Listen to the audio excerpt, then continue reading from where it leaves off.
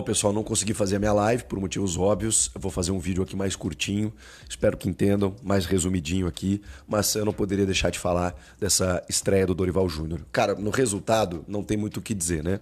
Ele vence fora de casa e sem sofrer gols. Um jogo de mata-mata em que você decide em casa já com uma vantagem no placar. Isso poupando os titulares, ou seja, o planejamento foi perfeito. Por quê? Porque a execução dele acabou se tornando positiva. Então, não tenho o que dizer da estreia do Dorival Júnior. Mas, claro, temos muito a dizer. Porque de que maneira ela acontece?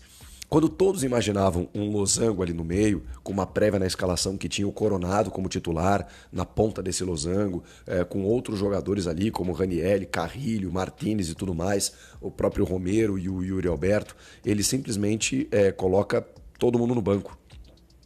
Ele faz um modelo, inclusive, diferente. Um 4-1-4-1, com o Maicon abrindo esse sistema no meio de campo, né, como primeiro homem.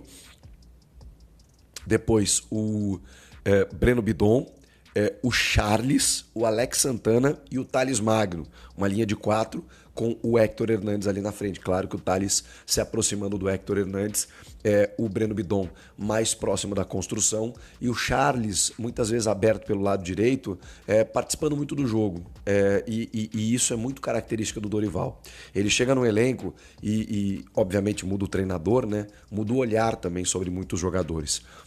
Eu acho que o Ramon, nos últimos tempos, ele meio que escanteou jogadores do nível do Charles e do Alex Santana, especialmente. O Alex Santana, quando chega, ele praticamente assume a titularidade e depois perde por conta da ascensão do Carrilho. Ele tem uma lesão também, mas do Martínez, que chega também, ok. Mas ele poucas vezes foi utilizado. Contra o Novo Horizontino, no Campeonato Paulista, foi um jogo que todo mundo vai lembrar. O Ramon utiliza reservas, o Hugo faz milagres no jogo, inclusive defende até pênalti, e o Alex Santana faz o gol da vitória. O Corinthians vence também por 1-0.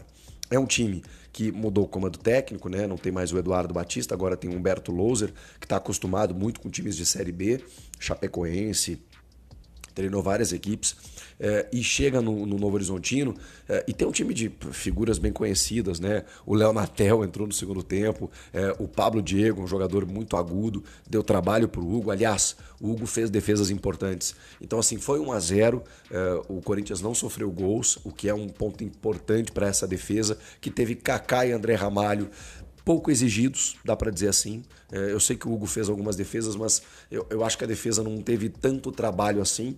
E acho que o Kaká até me passou uma segurança maior do que eu imaginava.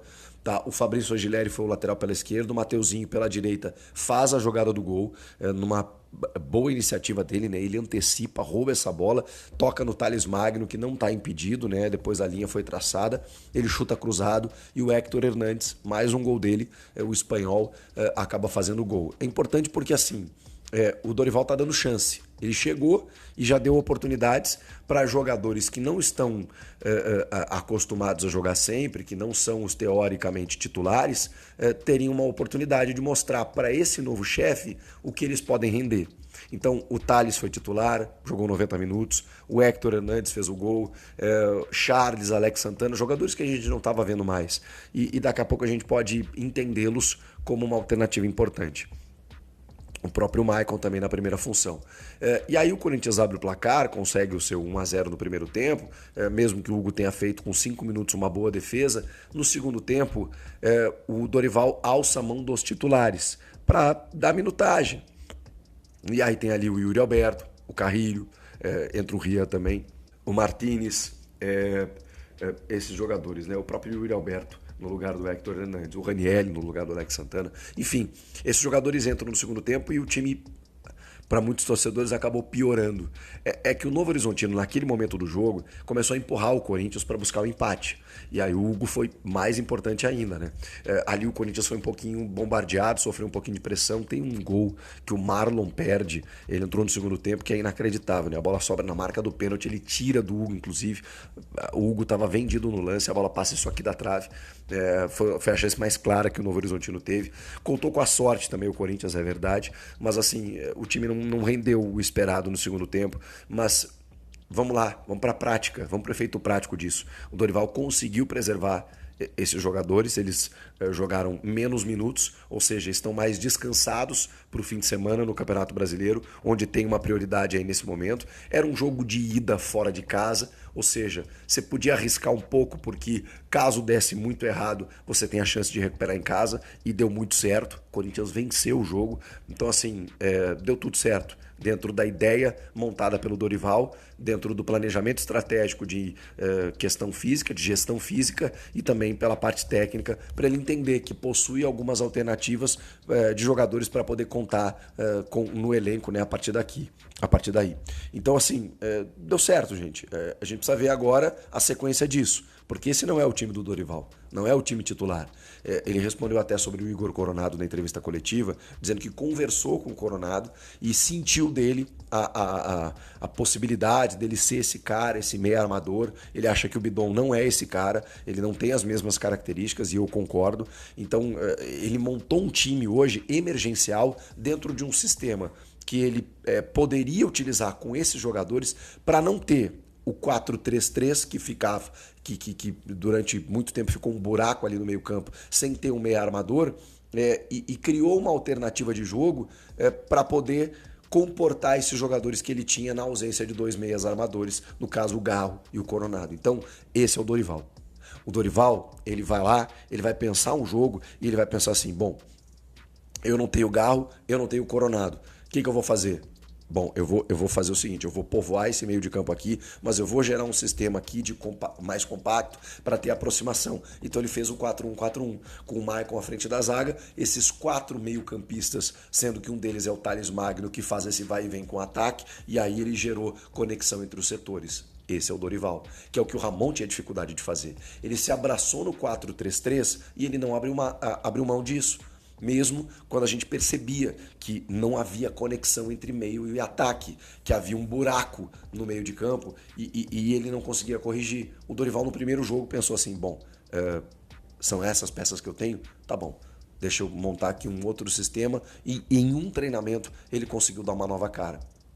Eu não estou dizendo aqui que o Corinthians vai ganhar tudo, que deu um baile no Novo Horizontino, que, meu Deus, que atuação luxuosa, não é nada disso. É simplesmente encontrar soluções para conquistar objetivos. Foi isso que o Dorival fez já no primeiro jogo. E ele sai com uma vitória sem a defesa vazar. É mole? Tá bom demais, né? O que vocês acharam do jogo?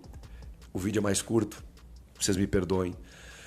Vou tomar uma água, recuperar, para ver se amanhã consigo falar mais sobre essa vitória, sobre o momento do Corinthians e projetar o final de semana também. Bom feriado a todos, comenta aqui, inscreva-se no canal e eu volto na próxima. Tchau!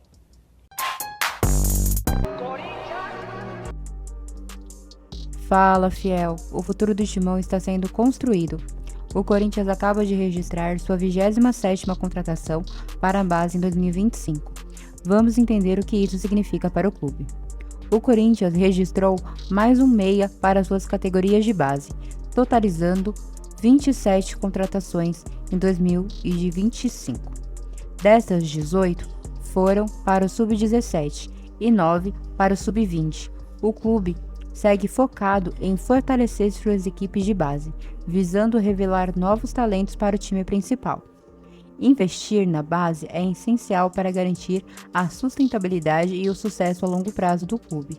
Revelar novos talentos pode render frutos tanto esportivos quanto financeiros para o Corinthians. E aí, fiel, o que acham desse investimento na categoria de base? Quais jogadores da base vocês gostariam de ver no time principal? Deixe suas opiniões nos comentários, curtam o vídeo e se inscrevam no canal para mais informações do nosso Corinthians. E vai Corinthians!